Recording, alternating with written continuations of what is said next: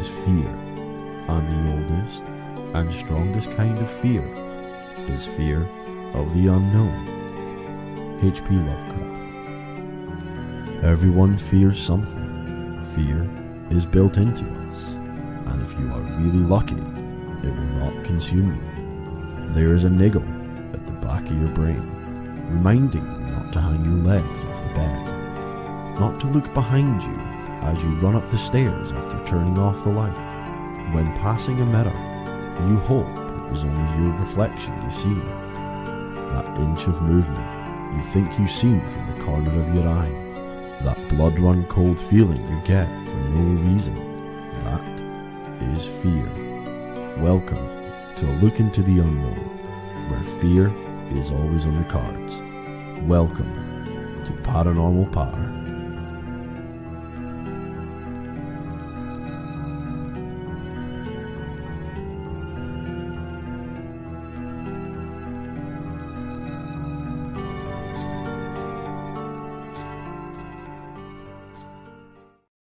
Good evening, ladies and gentlemen. It's another Paranormal Patter night here on Sunday. I forget what date, as always. We seem to have lost Kieran during the credit sequence there, or I'm not even sure if he was there. In fact, was Kieran ever here, or is that just a figment? He might just be a figment of the spiritual world.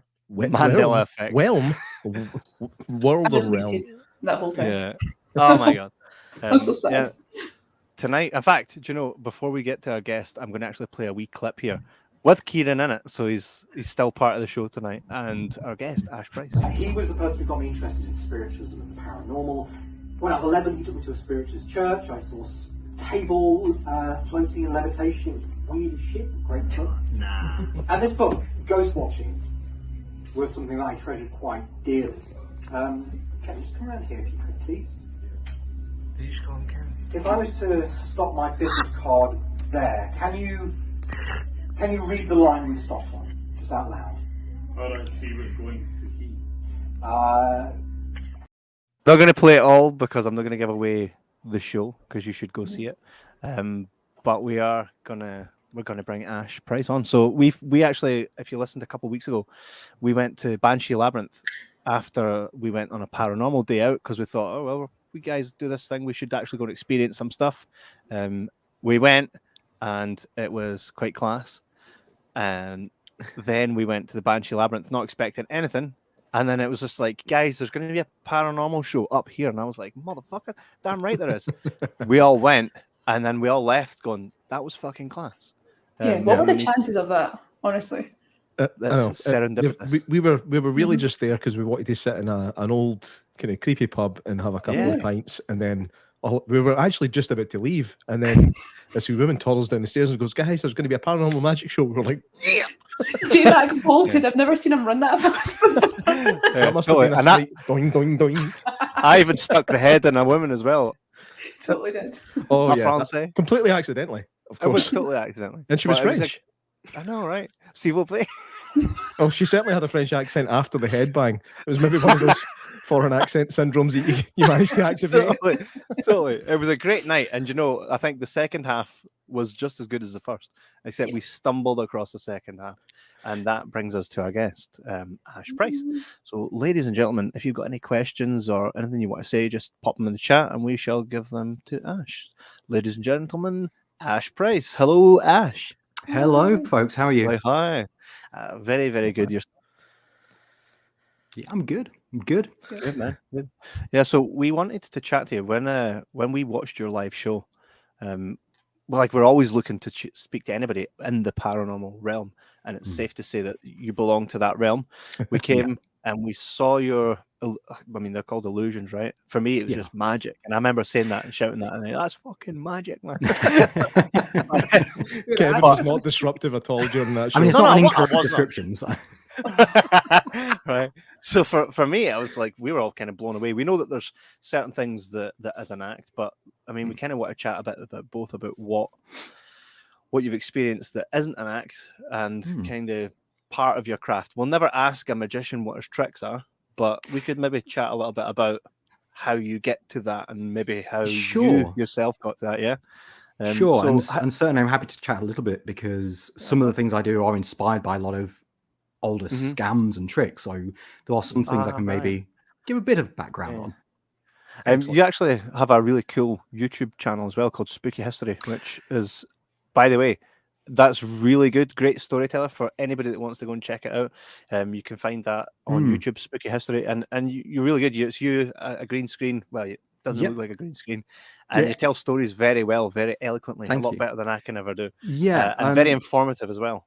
Spooky History's been. We haven't made a new episode in about a year, but we are going into pre-production on making some more. Brilliant. We're doing a bit of a rebrand and a refocus, but it's going to be 80-90% the same thing, and a few little extra things. I want to do some more kind of documentary, more traditional documentary style shows. But yes, Yeah. Spooky History, I love it. It's really good fun, and there's so many stories we haven't been able to tell yet that we're going to.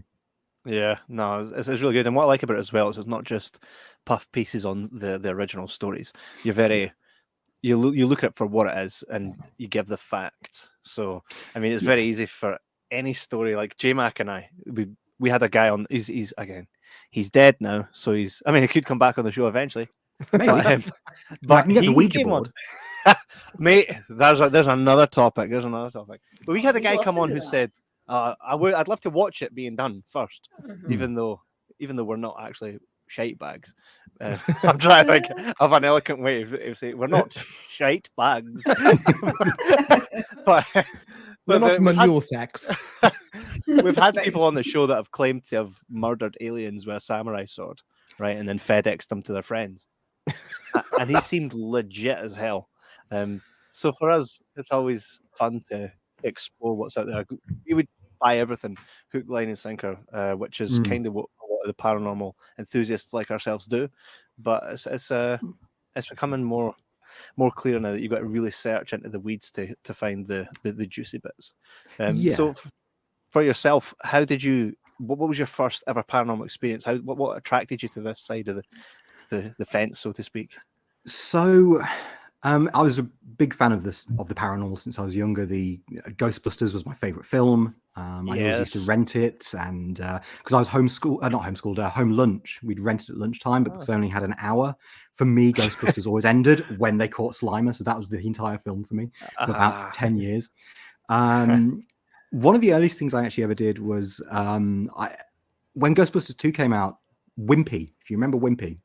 So like a market McDonald's, and they gave this kind of their version of the Happy Meal. It had a little ghost can in it. In fact, there's a replica of it behind me when I got off eBay. And apparently there was a ghost inside of it, and I was like 6 years old and absolutely convinced there was a ghost inside. And so I kind of took it outside because I didn't want it to be stuck and trapped. But because I was also terrified, I peeled back the ring pull, dropped it, and ran. So my mum said, "Yep, came out. It was invisible. It flew away," and I believed her. And I was genuinely terrified because I thought I'd just let a ghost out of a can. But as far as I guess my earliest experience with more organized, not Burger King rip-off cans of ghosts, I was 11 years old, and my grandfather was into spiritualism. He never called himself a spiritualist. He was a Christian, but spiritualism is really interesting. It is kind of DLC for Christianity. You can kind of function with it and Christianity. It's an interesting, fascinating area. But he took me along to a spiritualist church, and I started off with the prayers and all of that. And then this medium came out, and she did a reading for my grandfather. It turned out she came out, gave out the name. I'm trying to connect in with someone who knows an Ethel. This was a room full of octogenarians in the 90s, so and it did connect with my grandfather, because his mother was called Ethel. And then we went and did table tipping. And I don't know if you've ever done table tipping, but since I've grown older, I've actually started doing it in my shows from a magic perspective. And even when you know kind of some of the psychology behind it, when you're 10, you don't. And it was the most unsettling experience I think I can recall having, because it just really felt that my fingers were just touching the table and it started bouncing around the room. And it was at that moment that I was like, yes, this is what I love. I love this stuff. And for a long time, I was so fascinated by the paranormal. It was a major part of growing up. I'd kind of gone on little ghost hunts with my friends, and I was always into ghost stories and ghost films and horror movies and all of that. And when I moved up to Edinburgh, I started working for one of the ghost tour companies, as most resting actors in Edinburgh tend to do. And it was probably one of the best jobs I've ever had.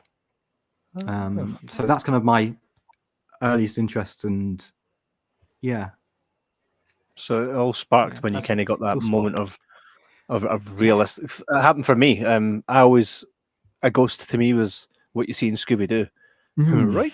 And but one day I was sitting in my grand's house and something moved across the room, right in front of my own eyes, to a point I knew, like, nah, there's no way that was faked or set up or nothing. I heard it being hit, like I could hear the impact, and I watched it kind of go really fast across the room. Yeah. And because of that, I was like, right, either there's some stuff I don't know, or there's ghosts. You know what I mean? We all, like, our understanding of what spirits and ghosts are probably way off. And this is, if I think Kieran's trying to get in, and I think he's having technical issues as always. But Kieran's very scientifically minded. And this is usually where he would chime in and be like, well, actually, right? And was it the scientists say that there's no way in hell there can be anything after death? Like, categorically, there can't be. But I mean, I don't know if I'd say categorically they can't. I think a lot of scientists take the more probably not position, unless you're someone like Richard Dawkins, of course, in which case, you know, even as a skeptic, it's like, yeah. I mean, you can. The skeptics are always like, I think there's certain skeptics that won't entertain the idea, you know, because none of us can go, by the way, come and watch this and I'll prove it to you.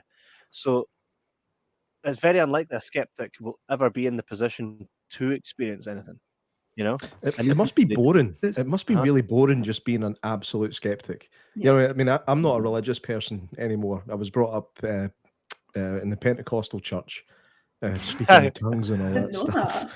And no, I probably didn't tell you for a reason.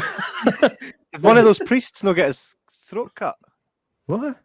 I'm sure. We've all heard those legends growing up. We've all heard those legends growing up about their local church. I heard the Pentecostal church priest got his throat cut and like half buried in the woods, and somebody found him. Never heard much of it. Never read it, but there was woods right next to my Pentecostal church. But that's by the by. Probably did. I think although the religion side of my life is gone, I like to have some kind of faith that there's something else after we leave this plane of existence. I think without that, it would just be like, well, what's the point, you know? But... So I was like, I guess at one point I was that type of skeptic, that type of hardened skeptic, right back in the late noughties, early tens, when I guess skepticism was kind of in vogue a bit more. And I actually set up the Edinburgh Skeptic Society, which is still going 15 years later. But I actually set that up as a result of my having worked on the ghost tours and gone through that process of going into the ghost tours as a believer, and actually spending 3 years, day in, day out, going in there, started to make me see things in a slightly different way and rethink things. So I kind of started up with the Edinburgh Skeptics on the back of that, of, you know, science interest and science curiosity, and you do definitely meet skeptics who are quite hardened and are rudely dismissive, and it's not nice because it's not helpful for a start. Like, you know, either ghosts are real or they are not. If they are not, then the hard, arrogant, obnoxious attitude isn't really helping anybody to convince anybody. And if they are, the arrogant, obnoxious attitude isn't helping anyone anyway. So yeah, there's definitely a wing of skepticism that is a little harsh and a little harder than it needs to be, I think. Especially in its dismissal of individuals and their own lives, because people don't like being told, oh no, you just imagined it, it's all in your head, go away. I don't think that helps.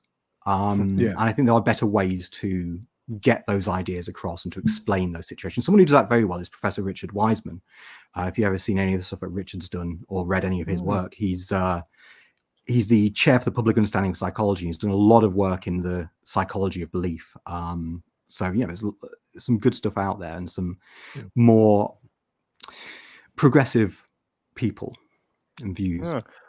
We had a guy on, Peter McHugh, who had written like 3 books on all these different experiences. Came on the podcast and we're like, so you think ghosts are real? He's like, nah.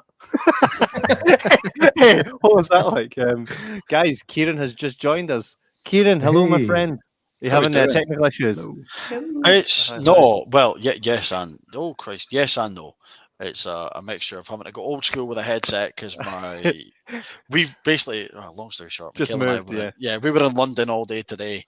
Michaela had a casting director workshop, so we were away doing stuff. I got back, tried to set everything up, and as per usual, nothing works when you need it to. So I've gone old school with a headset. The Wi-Fi that we're dealing with blocked the software that we use to stream the camera off my phone. So I'm having to go laptop camera, old school mic, and you know what?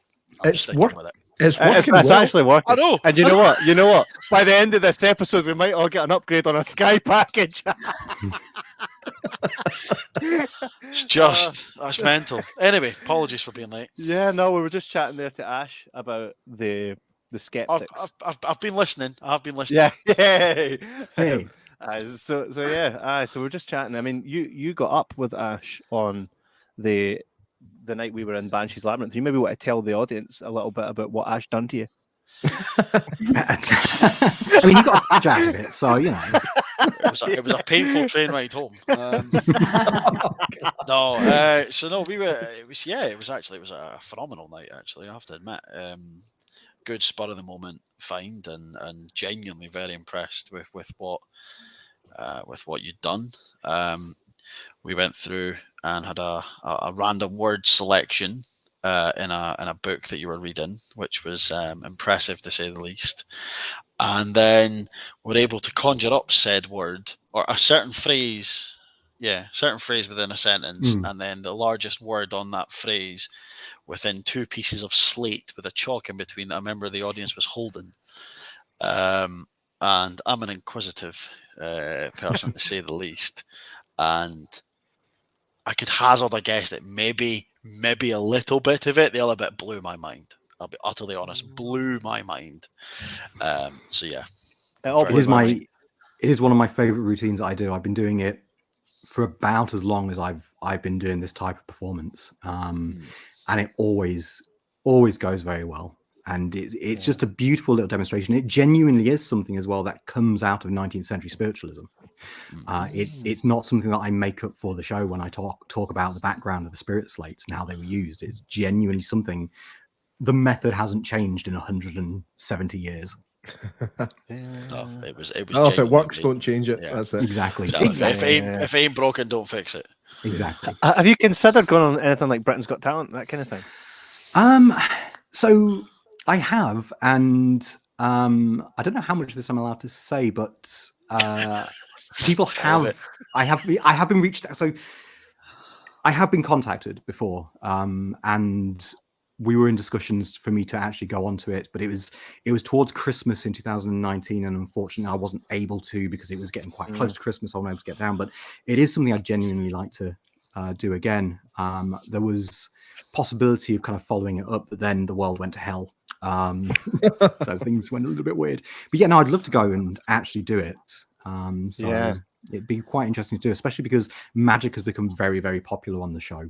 People like Jamie Raven, for example, became very popular and famous because of it, and great stuff you get to see on there, and some spooky stuff been on there. It's great. I think you the way your act does kind of come a bit more like a lot of the magic stuff that's been on Britain's Got Talent hasn't exactly involved the paranormal, not entirely. At least I've not seen a lot of it. So it would be cool to get that. Is the thing that you're not allowed to say is the show's overproduced and they basically come out. Yeah, it was like, oh yeah, that's going to be reaching out. They won't reach out again now. I've screwed that. Just blame me. Just blame me. Exactly. We can censor this, right? Yeah. It's not live, is it? No, it's fine. It might be. We have it's a known thing now that essentially they've got talent people that go out and find people that because you can't. A lot of great acts are not going to go to Britain's Got Talent. And they need those kind of acts to put on. Yeah, the show. exactly. So, you're going to get a lot of. I mean, if you do an entire day and everything you actually have on is doing the exact same song, suddenly you've not got footage to use Yeah. for the show. So yeah, I can understand. I mean, reality TV is a incorrectly titled genre. Really, it's unreality TV. Really, it's so true. Yeah, it's very Yeah. scripted and everything within reality TV is, but it makes it interesting. I'll save you right now. The guy that told me about it being that they come out and find you is the guy that won it on that Collabro group. I did an interview with him, and he said, "Oh yeah, they came to see us, and then they asked us to do the Britain's Got Talent. So it's all on him. He already won it. Yeah. Cancel him. Get him done. Ash is Yeah. save Ash. Hashtag save Ash. It was all Collabro. Hashtag. Hashtag. Eh? Hashtag. Yes. By the way, yes, I should as use we're that. talking about, yeah. As we're talking about Hashtag. reality TV, J-Mac was on Most Haunted, and he's a phony every time. Every he's a damn phony. time. Hey J-Mac, so what was it like being on Most Haunted, J-Mac? Produced, unrealistic, unreality? Not when I was, not as I thought it was when I was there. I thoroughly enjoyed myself. But it's kind of afterwards looking back, it was like, maybe not. I'm sure somebody was binging me, that kind of thing. But I think we're good fun though. It would be cool to have a little bit of a new show on TV, something that is a bit different from the, Derek Acora kind of stuff. Something with a bit more of an edge. It would be cool to get something Scottish as well, because we've got all the all the ghostly shit, Well, there was a series recently, I think called Scared Scotland. I think it's called. Spooky Scotland. My wife just off the side of the camera is telling me that they actually went. One of the places they went actually was the Banshee Labyrinth. Not that I'm shilling for the company or anything, but it's on, I think, Paramount Plus. Nice. So it's really worth watching. It's hosted by Gail Porter and Evelyn Hollow from Uncanny. I love Evelyn Hollow. She's great. Yeah, so they kind of hosted it, and so it's worth checking out if you can. And if Paramount Plus are listening, I'd like a 3 years membership. Pretty sure I know someone. I'll send. We got a couple comments here. We have Matthewman says lots of things happen after you die. They just don't include you. Jan says so. Is it? Sorry. No, I was going to say it's like talking to the dead is easy to do. Getting them to talk back is where the problem comes in. Jan says so. Is table tipping? What? So is table tipping magic or spirit? So, I'm happy to talk about this.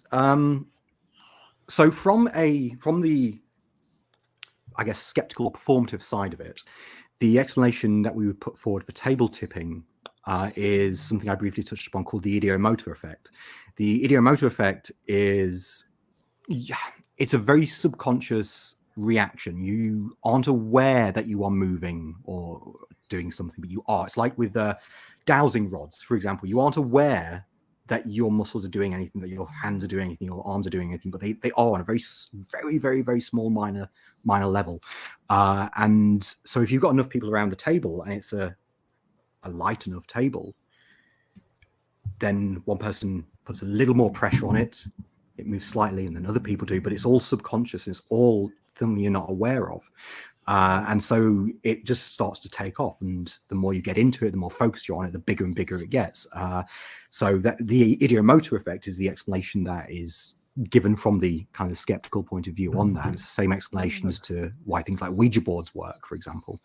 But if you've ever come to see my show there, I do a Ouija board, it's definitely ghosts. Oh, we need to come back out and say. And by the way, round of applause for Jan for our first non-sexual comment ever. That is, she just comes here to perv us up. Genuinely, the first time she's not come on just to be absolutely filthy.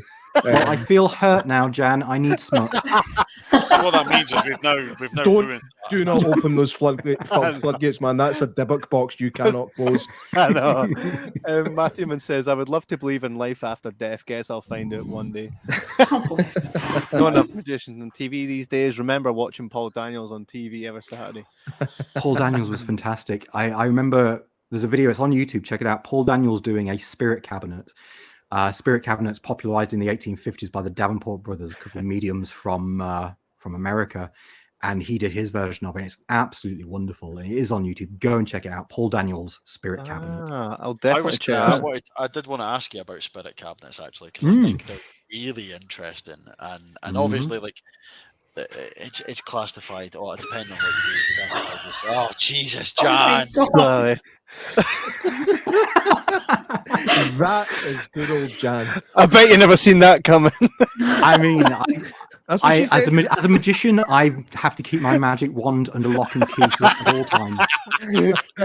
Hey, Fee's just sitting there like, I'm not getting mine out. Oh my god. I'm sure we can squeeze in a joke about ectoplasm as well. Yes. Fee, what are your thoughts on Jan's comments? I'm blushing. It all happens. It all happens. Oh, You were saying sorry, about cabinets.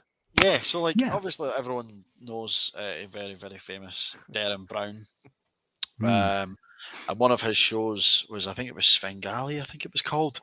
And one of the things he did, that was the spirit cabinet. But it was one of those spirit cabinets as well, where he had a bell ringing on a table with a person tied up, blindfolded and all that, and the bell was still ringing and things like that. Yeah. Have you done anything? I won't ask you how it works or anything like that, because I think I kind of know, but I'm not going to do that. Have you ever done anything like that? And what's your kind of take on the whole cabinet thing anyway? So I have done spirit cabinets. I haven't done one for a few years, since pre-COVID, but I used to do spirit cabinets, a very simplified version of it. And I would have someone portraying the role of a medium who'd go into a trance. I put them in the cabinet, tie them up, and all of that. And just, I guess, some background for those watching who maybe don't know what a spirit cabinet is. The original classic spirit cabinet is a wooden box, like a cupboard or cabinet, and it's large enough for usually two people to go inside. And this was usually the Davenport brothers, Ira and William Davenport. They'd be tied up, placed inside, and musical instruments are in there. The doors closed. Everyone's standing around the outside. And within a few moments, the instruments will come to life. Spirit hands will come out of the cabinet, open the doors. Davenport brothers still tied up. So that's the spirit cabinet, and there've been lots of variations of it over the years. I do a spirit cabinet as part of my routine. As such, I'm not going to go into too much details about the workings behind it, but there are only a finite number of ways that you can obviously do something like this. And magicians are very good with ropes. Just to go back to Paul Daniels for a second, you said there's quite a few videos on YouTube. Well, there's a few, but there's not a lot. Sorry. Sorry. I've been waiting. How do I leave this chat?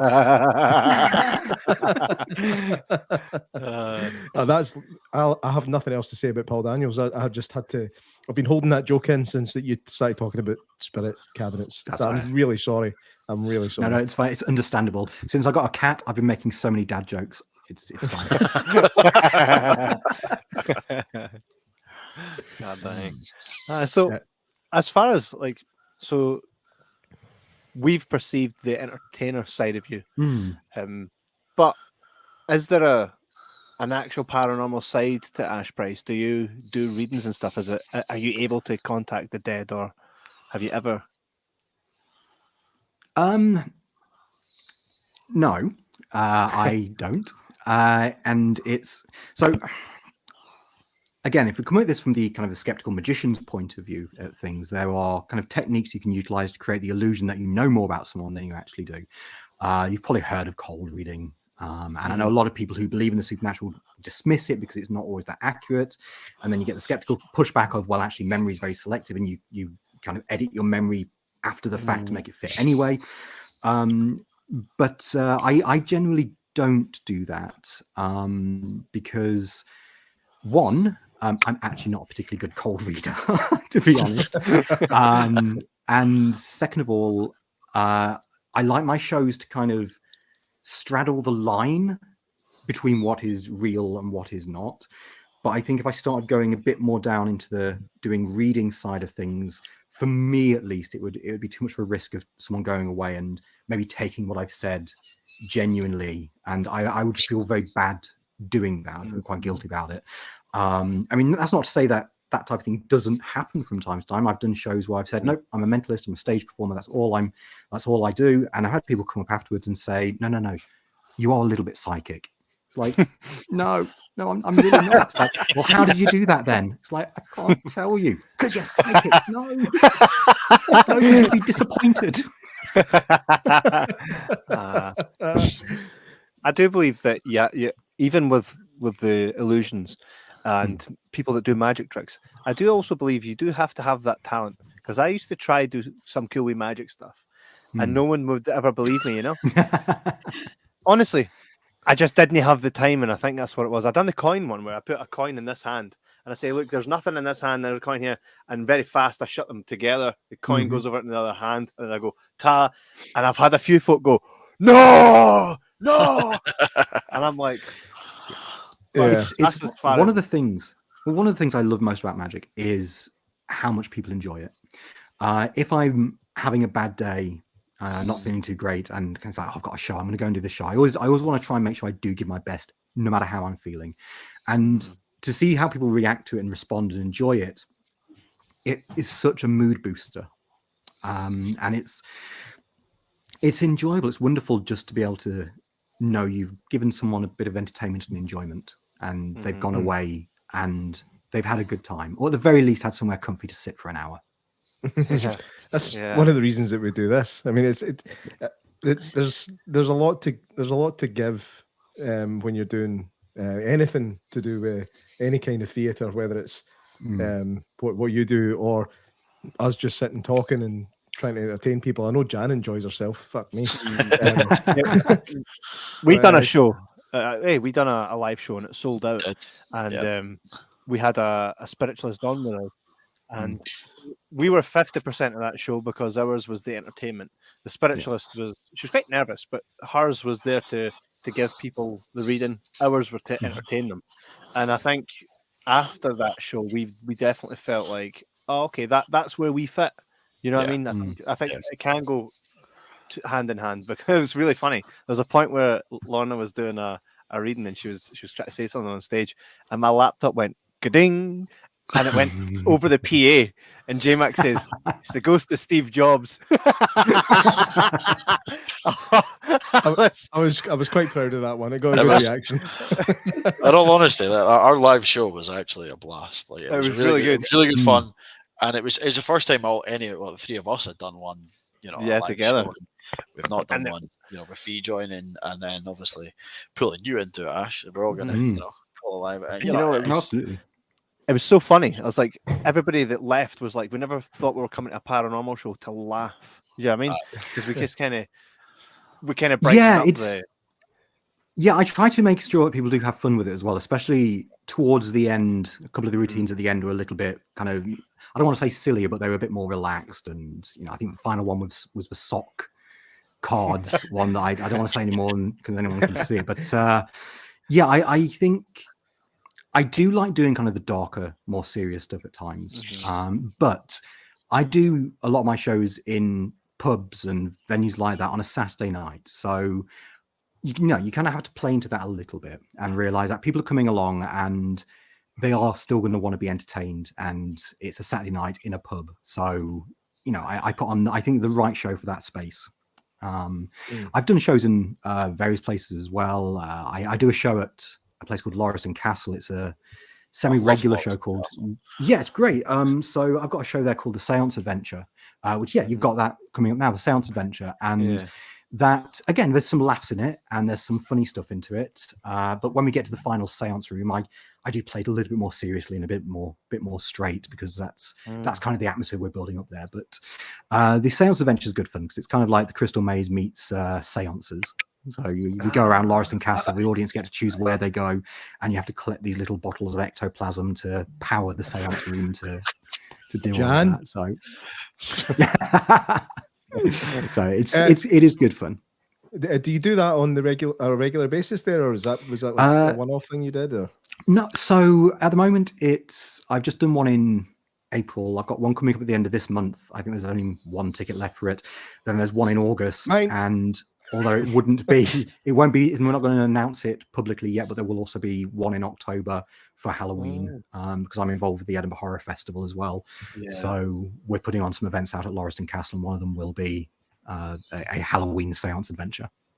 I'm thinking VIP tickets. Let us know when that happens. Yeah, we'll be there. Definitely come along. I'll let Jan you know. says, Jan says, "Do you guys do investigations?" I think, guys, well, we kind of have once, but what about yourself, Ash? Do you do any kind of investigations? So I've been on a few. I don't generally tend to do them that often. Sometimes people kind of say, "Do you want to come on and get involved?" One of the reasons I don't is usually my gigs are at nights in the evening, so I'm probably going to be working anyway, especially if it's the weekend. And the ones I have been on have usually been from kind of looking at the psychology behind it and looking at explanations for what maybe caused this phenomena, rather than going in to look for evidence of ghosts. So it's more from looking at the psychology of why people have experienced this. So one example, this goes back about a decade now, actually. This is, do you know Tantallon Castle? I do, yep. It's of course, Kieran knows it. Of course he does. Of course he does. Well, it's North Berwick, East Coast. It's a short 20-minute train journey from Edinburgh. And in 2009, what was voted to be the world's most convincing ghost photograph was taken there. And so I went along with the photographer and with Professor Richard Wiseman, who I mentioned earlier on, and Professor Caroline Watt, who are the head researchers on this, who are looking into it and looking. Professor Caroline Watt, she currently is chair at the Kersler Parapsychology Unit here in Edinburgh. She's wonderful. She's great. And so we kind of went along to look into that. And what we were looking at was looking at what could have been causing it. And there were two possible explanations that were put forward. One is something called pareidolia, which is essentially your mind is very good at creating recognizable patterns out of gibberish. It's why you see shapes when you look at clouds. And the idea was that maybe light was getting in and hitting the wall at the right point, creating this illusion of a person coming down the stairs because it's from quite a distance. And the other one that it was probably just a person who was caught walking down the stairs and they were a bit blurry. So we kind of went along and we looked at the different options for it. And that was a really fun investigation because we kind of sent this world famous psychologist up to the top of this. He went up to the top of the castle with this kind of huge trench coat on to try and see if he could get into the right position for it. And it was a really fun little day, actually. And the conclusion we came to is if it's not a ghost, then it was probably just a tourist walking down steps, which is not as entertaining and fun as it's a ghost. But for me, if the explanation is boring but true, that's fine. Yeah, it's still an explanation at the end. It's still an explanation, exactly. Yeah. It's better than no explanation, which is like, well, what do we do here? It's one thing that I mean, I don't know how you guys feel about it, but when you watch the paranormal shows and the kind of, it's a standard now to have like a parapsychologist on that to give alternative explanations, and they give explanations, and they're plausible. Sometimes they're a bit of a stretch. But sometimes you go, it's like, yeah, but you're saying that's what it could have been. It doesn't mean it was, you know? I mean, I think that's always the dilemma we end up with in situations, because it's always going to be very, very difficult to prove something isn't, or even prove that it is something else, because it can be difficult to recreate the exact situations that someone experienced when they experience this occurrence, to reproduce their mind state, to reproduce even environmental factors that go into it. And so it can be difficult. But for me, I think at this point in our scientific understanding of the world, for me, a naturalistic explanation, no matter how far-fetched, is still ever so slightly more likely, I think. But I think that's... it's interesting because research into it from, I guess, from the psychology point of view and the parapsychology point of view and anomalistic research and all of that, it's interesting when you get into it and you realize how weird humans are as a species and how we're very, very good at kind of fitting things together and taking non-connected elements and putting them into a pot and going there. And also, the more we realize how the world around us works and how different factors can play into it and how existing belief in the paranormal can influence whether or not you experience something, which some people will say is because believers are more open-minded. Others will say because they're pre-primed to put that explanation into effect. And it's I think, genuinely fascinating point of view. And I think it comes back to earlier on when I was talking about, some skeptics can be very, very dismissing. I think if it's not paranormal, there's still something really interesting going on here. So either it's a ghost and it's interesting, or it's not a ghost and it's interesting. What it isn't is dismissible. Yeah, it's almost like everything is an extension of the idea of pareidolia. Like we like to make patterns out of things, and kind of bring it together to make that kind of judgment on a situation. We don't like not knowing.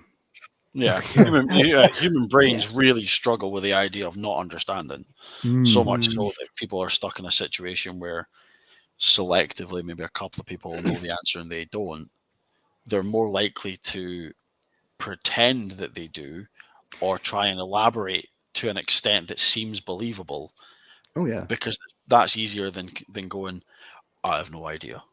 I'm stuck on one right now.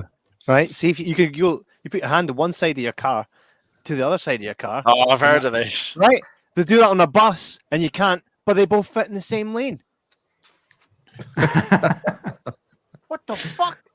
Well, the external part of a bus is like the external window. It doesn't get any wider than that. Your car is shaped like this. Your wheelbase is generally wider. The cars aren't as wide as buses, but even if you think of how many seats, you get 2 people there, a walkway, and 2 people here. But you can only fit 1 person there, a wee tiny space, a wee person there, and that's it. Like, yep, I've thought about it. Try to measure it. I'm getting there. And that's what's eating me right now. Yeah, Michaela told me that yesterday, and I was not happy with her. So what Ash has to do for his next show is get a bus and a car on, and I just have him spiritually disappear into the ether. Yeah, that would be an amazing little. You could call it Ash Pryce's road show, where you just get a bus and it's like Harry Potter's bus. It's a double decker, but you do your show on the bus. You just drive. Have you ever done the haunted tour bus in Edinburgh, the big black? I have not. No, I have not. It's so much fun. That's really it's something cool. I'm keen to do at some point. Yeah. Yeah, that's really. For those that don't know, it's an old, what should be red double decker bus that's painted black, and the downstairs is kind of converted into like a little seance room and handed candelabras and things like that. And you go on tour of Edinburgh at night and stuff. It's really cool. Yeah. I think there's something in that. It'd be pretty cool if you had your own bus. We just need to get a GoFundMe together and get everybody to fund your bus. Because buses are probably expensive, right? Yeah, I can live on the top. I bet they're not, I bet they're surprisingly cheap because no one will buy them. Because, who needs a bus? Surely where are you going to park it? Use. I know. Well, hey, you could park it in a single space because fuck me. Oh yeah, I guess so. I can just put it in the hallway or something. Are like you that. starstruck? You've not said a word to Ash since he came on. I know. I'm just like, no, not at all. I'm sorry. How was your experience of Ash's show when we went to it was Banshee? Great. It was. I think I got pulled up for a trick and I was meant to lie or something, and I got really confused. You're like, no, what's your name? And I told you my name like 3 times, and you're like, that's not the name I was looking for. Yes, the true or false lying coins. Yes. You're like, just go. And I was like, I think it's okay. Hey, we all got badges though. Mine's on my laptop. Exactly. Right. Exactly. That's at work with me now. I've had people ask about it. Exactly. Yeah. I was some of it was a wee bit of a blur to me, but I remember something about a coin. Someone handed me a coin. I wasn't hammered. I needed to feel a lot. You were. Yes. No, at the very beginning of the show, I start with asking the audience to throw out 4 digits so we can get a year. And then I brought Kevin down and he got a box out of my pocket, and in the box was a coin, and on the coin was the year that the audience had just come together with. Which was very clever. Right. I remember at one point Kevin kept shouting, and Ash just went, "Oh, it's going to be one of those nights." I don't think no. For the record, I wasn't shouting. I was going, "Yes, this is class." Very excited. Honestly, I've been doing this long enough. I can tell the difference between someone who's going to be a problematic drunk and someone who's an enthusiastic drunk. So it's absolutely fine. You were an absolute first-class audience. Have you ever had a show that's just gone absolutely tits up Oh, because God, yeah. of audience behaviour. I mean, so you, as a performer, especially as a magician, you never want to blame the audience for anything that goes wrong. If something goes wrong on stage, it's your fault. Even if an audience member has done something intentionally to sabotage it, well, you know, as a performer, I should have put contingencies in place. And I have had people come on stage and try to sabotage things and try to mess around with things. And you kind of you have outs and ways of dealing with it. And I've never had to throw anybody out of a magic show. So I mean, you get it because anywhere where you are working with people, you're going to get some people who just want to be a bit of a pain, and there's not a lot you can do about that at times. One thing you can't do is kind of blame them because, hey, you know, I'm putting on the show, dealing with the public. I know this is something that can happen. I can't get angry at the public for behaving like the public. Some people do. And I don't think that helps other than create a reputation of being a bit of an arse. But yeah, I mean, obviously people are going to be people. And, you know, the only time I was particularly annoyed was when another magician intentionally sabotaged a routine. That kind of wasn't on. I didn't find out until afterwards that he was another magician. There has to be a code. There has to be a code among them. Surely there's like an honor code where you're not meant to be doing that. Yeah, you're not. I mean, I kind of did mention it to a few friends who were mutuals, and apparently they did pull him up about it. And it was not a nice thing to have done. But hey, I hope you took his badge off him. I removed his magic circle card. It's like you don't get that anymore. What does his name rhyme with? I actually can't remember. I've genuinely forgotten him. He is. I know who it was. It was that boy from Calabro. Fucking. We're just down on all this shit on him tonight. Yeah. No, he tried to screw around with the routine, and he's in the past. I don't even remember his name. He's not that important to me. So we know who came out on top then. That's the way. Do you have a favourite venue that you play out of? Yeah, actually, the Banshee. I absolutely love the Banshee Labyrinth, and I'm not just saying that because that's where you saw the show. It is one of my favorite venues because it's perfect for what I do. I like kind of the venue, the setup, the space. I like the fact that it's part of the underground vaults, and the staff there were incredibly supportive. They let us take over all of their spaces over Halloween weekend, which is their busiest weekend of the year, to run the Edinburgh Horror Festival. So yeah, I absolutely love it. There was a couple more venues I'm a big fan of, Lauriston Castle, which I've mentioned, and the Britannia Panopticon over in Glasgow, which if you've not been to is brilliant. It's the world's oldest still functioning music hall, and it is beautiful. And what's also that called again, sorry? The Britannia Panopticon. It's in Glasgow. It still does occasional shows and events, and it's like a unionist transformer. Yeah, a little. And Stan Laurel performed for the first time in his career on that stage, and a magician called Chung Ling Soo, who was one of the most famous magicians of the early 20th century, performed there. Chung Ling Soo, I just got to tell you about this guy. Chung Ling Soo, the amazing Chinese conjurer. Chung Ling Soo couldn't speak English, couldn't speak a word of English. He could only speak Mandarin, and he had a translator on stage. He never spoke English at all because he couldn't. And he was doing a routine one night called the Bullet Catch routine. And the Bullet Catch routine, unfortunately, went a little bit wrong. And Chung Ling Soo said in a very American accent, "I've been shot, somebody get help." You see Chung Ling Soo, the amazing Chinese conjurer, was the very American, very white William F. Robinson, a magician who was basically spent the latter part of his career pretending to be a Chinese conjurer called Chung Ling Soo. So yeah. Could he actually even speak Mandarin? I don't think so. No, I don't. He was just making really racist sounds. Yeah. Oh yeah, absolutely. And he's a fascinating character because under the William Robinson guise, he also did some fraudulent spiritualism, some fraudulent seances, and wrote a book called Spirit Slate Writing and Its Kindred Phenomena, which is really worth getting a look at. It's public domain, you can find it. And he talks about some of the tricks that mediums used for fake spirit slate writings. And one of them, you'll be pleased to know this is not the version I used, but one of them involved writing a word in invisible ink and then sprinkling chalk on it when it couldn't be seen. I say invisible ink. It was piss. We've all been there. A genuine one of several techniques in the 19th century for fraudulent spirit slates was invisible piss ink. if William Robinson is to be believed. This was used for a this thing lot smells of like sugar things puffs. in Victorian eras, so I can understand why it made its way into magic, because it was used for a lot of medicinal purposes, so it makes sense. Yeah, yeah, and it's on easy on demand supply. You know, get it quite easily. Just running down the street at that point. Nobody ever runs out of piss, do they? No, it's especially well, the Victorians were very, very good. The Victorians were very good at utilizing their own bodies for different ways of trickery. Ectoplasm, usually regurgitated. Do we have to go and have Jans around? Yeah. Well, usually regurgitated muslin or cheesecloth, sometimes paper soaked in egg white.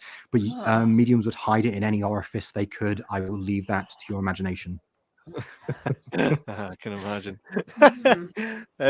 So I'm happy to know that you'll be doing more spooky history stuff, because I've yet to finish all of them, but the ones I have watched so far have been really, really entertaining. So if everybody would like to go and check that on YouTube, what other kind of projects you got coming up aside from your act? So there is, like I say, the Edinburgh Horror Festival is something that I'm involved in, and we're just coming to the end of submissions closing for this year. So by the end of this month, we should know what the lineup's going to be. And I'm really excited about that, because it's always been something good fun to do. We started it in 2016, and Banshee's our primary venue, so that's something we're working towards. I've got a few more projects with performance-based stuff. I'm hoping to go on a little tour in the first or second week of August, mainly to avoid the Fringe, because it gets a bit hectic. So we're looking at kind of going. Me and my friend, actually, a friend of mine, Des, who does a show about the Ghostbusters. It's a comedy show about Ghostbusters and growing up as a geek in the 80s and 90s, and it makes a nice little back-to-back with my show. So that's this lot. We're gonna do that as a double back-to-back called the Tricks and Traps tour. Nice. So we're just kind of finalizing the dates and venues and cities and towns for that at the moment. So hopefully that'll go ahead. But mostly that's really what I'm working on right now, kind of just projects and various performances and the spooky history stuff and some video editing. I'm working on a documentary that's not got anything to do with the paranormal right now. It's about an amateur theatre company, and now they went through COVID and won an award for their digital output. So yeah, it's a bit of a magpie at times. Various different ideas and projects in the air. Very good. Yeah, that's brilliant. And anybody that does want to get tickets to one of Ash's shows, you can go to www.edhorrorfest.co.uk/Ash Pryce. Ash Pryce. Ash Pryce is Pryce with a Y. Yeah. See, if you ever started an OnlyFans, it's Ash Pryce. Ash Pryce. Ash Pryce, yeah. And it's Price with a Y. So we definitely encourage everybody to go get tickets. We should definitely do something live soon. Definitely work on doing something like that. We've got venues here and there that we kind of do our stuff in that I run. But there's possibilities to do quite a lot of cool stuff here. I'm definitely game. We've always said that our aim for the Paranormal Patter was to grow our paranormal audience and kind of use that as leverage to get some sort of TV show out of it. Not for money and fame, purely just for the shits and giggles. Just for enjoyment. Being able to go absolutely. and visit places, visit places and take people on that ride and kind of just learn a bit more about even just Scotland. We always say that the majority of Scotland is caked in absolute, like the Red Wedding was essentially the Douglases, wasn't it, at Edinburgh Castle? Edinburgh and Scotland is sorry. Something I always find funny, like watching the American paranormal shows, and they go do an investigation, like, oh my god, this building's so old. It was built in 1976. Yeah. Well, I mean, the venue you were in, the Banshee Labyrinth, was only 10 years younger than the country of America. So Banshees is the best place in the world. I love Banshees. I basically lived in it for a long time. It's a great. I absolutely love it. It's fantastic. It's a great venue. But Scotland's history, especially its spooky history, is fascinating. The channel, Spooky History Channel, which will be getting a bit of a rebrand, but there's quite a few episodes on there that are Scottish history. So you've got Major Thomas Weir, you've got the Blue Men of the Minch, you've got various ghosts and witches, and obviously the history of witchcraft in Britain kind of starts in Edinburgh as well because of James VI and his connection. So, and out in North Berwick. So it's there's a lot of history and there's so much we haven't touched on yet. So that show will be coming back in a couple of months' time. You can build it up a bit. There's a couple of good Nightmare on Elm Street as well. A couple of good movie folklore there as well. So that's kind of right up our street as well. So absolutely. We're hoping to do a full long length video on the Conjuring universe, because we've done a few episodes on the Conjuring movies individually, but there's more we want to talk about. We didn't talk about Enfield, which is the basis of the second movie, which, if anyone's seen, for spoilers, The Conjuring 2 involves Ed and Lorraine Warren going to the Enfield haunting. Ed and Lorraine Warren turned up for one afternoon uninvited and then left, telling the actual investigators, "We can make you a lot of money out of this," and then fucked off. Sorry, I'm not allowed to. That sounds a bit. No, you call. Hey, you're allowed to swear. We've said far worse on this show. I actually made my own. I made my own little Conjuring tale. We covered an episode, and at this point we'd just gone kind of like a live show. Before we kind of wrap up, I can quickly show you guys if you want. Hey, this is only a promo for people to go and watch you on Spooky History, because I'm not a great storyteller, but I tried, and this was my attempt at storytelling if it pops up. And I've still to kind of master the art, but I'll show you what happened when I came up with it. Can you hear that? It's not even Can you guys hear that? It's not playing.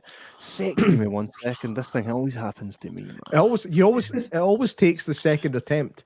I know. So what to do is just don't tell us when you're doing the first attempt, and then just shows the second attempt every time. Oh, and there's me trying to do the second attempt, and what's it says? Oh, you can do that. Here we go. Also, because I'm a complete geek as well, a double-decker bus is about 300 grand. There you go. Is how much? Okay. Brand between new. three and 400 grand, depending on how high tech you want it kitted out. But there you go. Yeah. Oh, yeah, but that'll be for a brand. If you want just a shell, it'll be a lot less. Exactly. Exactly. I mean, it's like you can do like Fred Flintstone, just make sure there's no real. Just got a bunch of people to run really fast. Yeah, exactly. If you got on a bus and the guy was pedaling it, that'd be quite class. Can you guys hear this all right? No.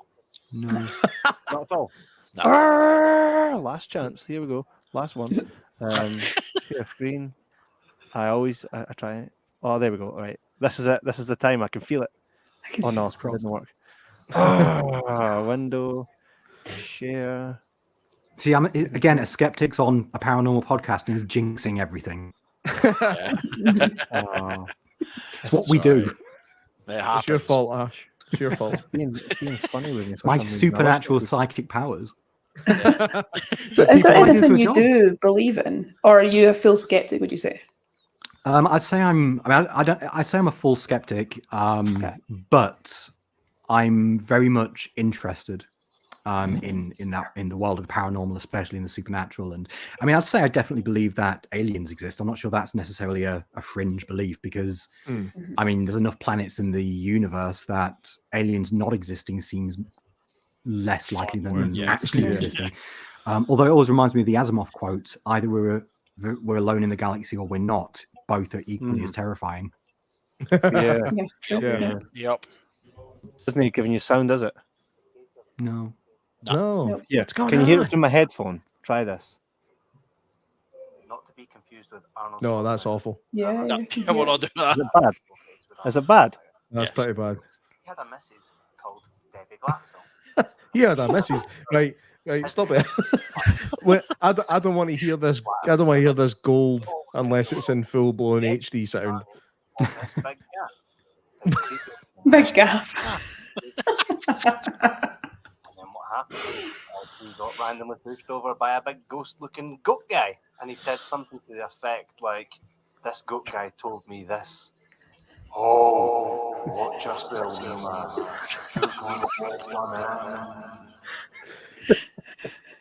So within keeping to the ghost man's word, it was right.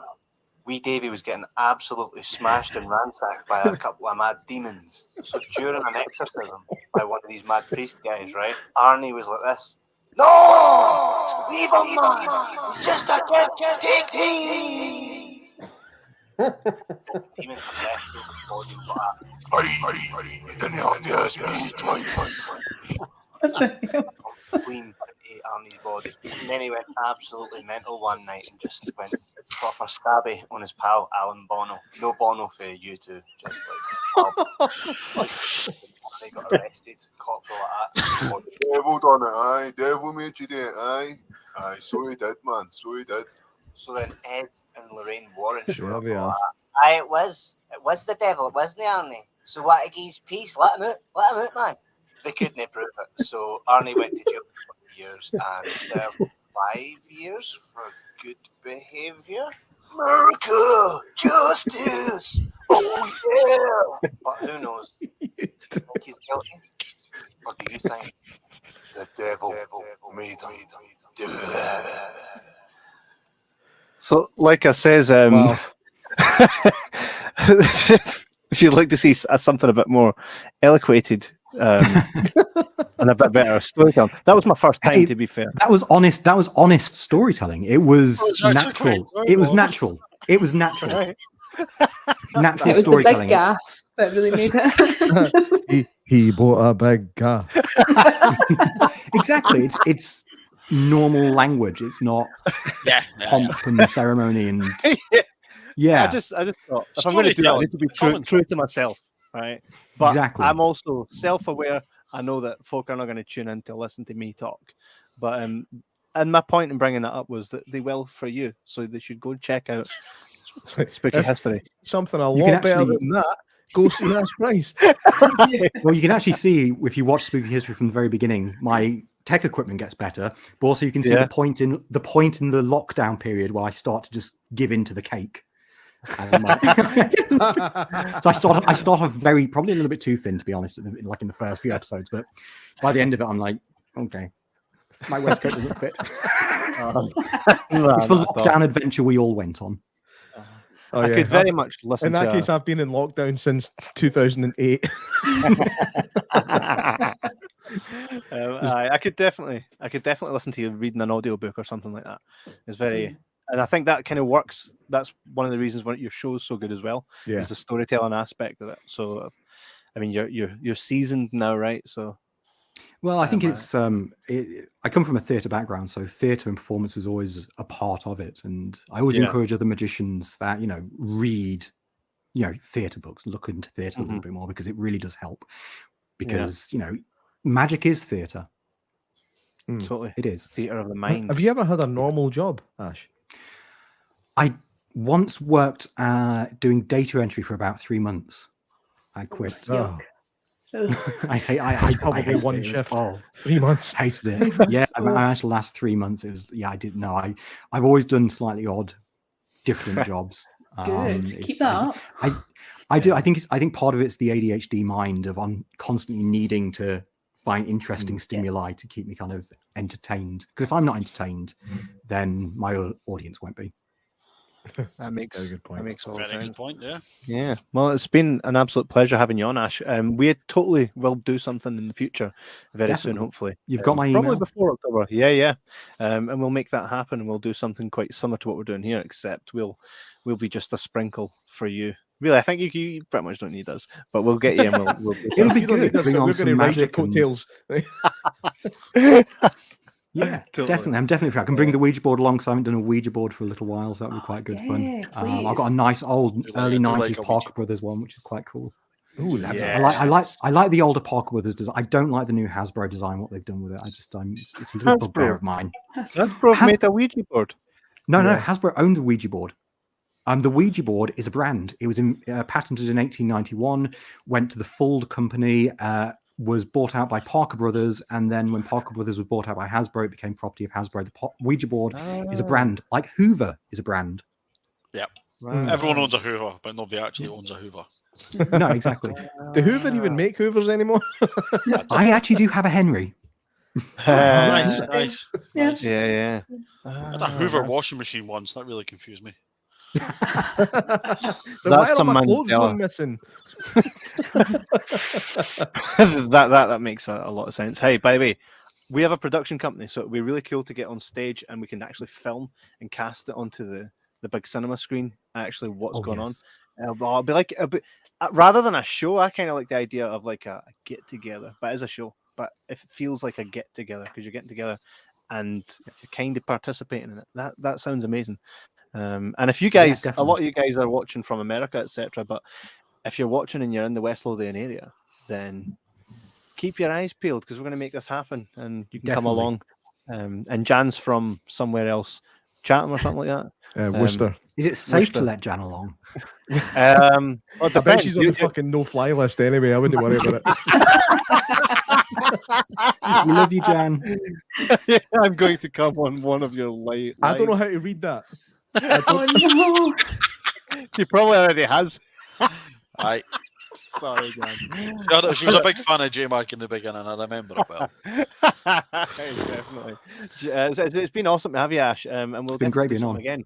Yeah, and we speak to a lot of people and like TV personalities and stuff as well. It'd be cool to get you on again in the future to kind of mingle with these people because you can. Kieran's our science guy. J-Mac, he's Patter. Fee, he's weird and wonderful. Bigfoot and all that. Me, I'm just hot air. So it'd be cool to have someone that's you hold it together. Right. Thanks, man. But it'd be cool to have someone like yourself from the entertainment side of things to kind of add to that conversation in the future. Absolutely. So it'd be really cool. And everybody go ahead and follow Ash Pryce on. You can go Instagram. It's Ash Pryce. And I'm on Instagram, Facebook, and Twitter. I have a TikTok. I do not know how to use it because I'm a geriatric millennial and it scares me. But I am on the socials, as the kids call them. Yeah. I don't. This is this is the upcoming, isn't it? Yes. So the first and the third Saturday of the month, we're at the Banshee Labyrinth. There's now more shows on as well with different acts. And there's myself at 8:00. Then Alex, who's the other chap in the photo, in the flyer. Sorry, he does a show called Stand Up Horror, which is improvised comedy horror stories. Brilliant. That's amazing. Awesome. Yeah. Well, we'll definitely get along to one of your shows again, and we should actually get a lot of the guys that are tuning in tonight that are local, and we'll come along in a bus that's pedaled, and we'll check out the rest of the show.